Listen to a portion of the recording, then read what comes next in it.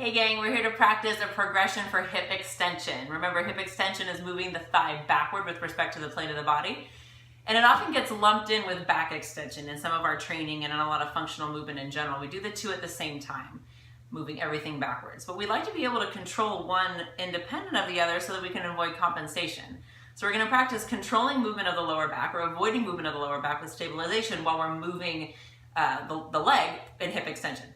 So we like to practice this on our hands and knees to start with because we can work in a position in which gravity just provides us a little bit of resistance and balance challenge, but we don't have to worry about falling over or doing anything very complicated. So we're on our hands and knees, and we're going to find an arch position so everything's kind of relaxed and sort of sagging here. If you accentuate that, that's lumbar extension, that's back extension. So we're going to tuck the tail down, and that's flexion or forward bending of the lower back. Head and shoulders are going to stay pretty quiet here. We're trying to target movement to the lower back. So we can arch and round and arch again, and then from here you're going to flatten. Try to find a neutral position, but now your abs and your glutes are on to help stabilize your lower back.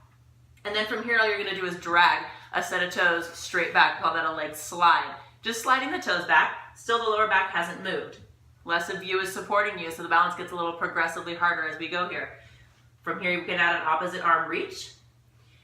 With both hands back down on the ground, if everything still feels fine and balance isn't a problem at this point, you can extend the hip a little farther, lift it up. And of course we can add an opposite arm reach there. Sometimes this is where we start to see a little instability, a little bit of shaking, a little bit of balance challenge. Then that's the exercise for you. That's where you stay. Take a few breaths there and try a few times on either side.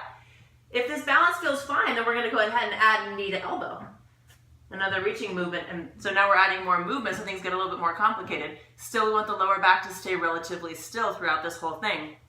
Another way that we can add a little bit of challenge to the hip is to keep the knee bent during that movement. So again, we're going to find neutral, arch, round, arch, and then flatten. And then keep the knee bent as you lift it, and that makes the glutes work a little bit more on their own. By bending the knee, you take the hamstring, which is the glute's assistant in this movement. Take the hamstrings out of it so the glutes have to do more of the work on their own. You may find, like you can see in me, that the range of motion is reduced. If I start to go up any higher, then I start to compensate with arching in my lower back. And we don't want that. Sometimes we see big asymmetries side to side in this. We all have our imbalances. So give it a try, a couple of breaths at each level, in each position. Give it a try a couple times on either side. Let me know what you think. Have fun.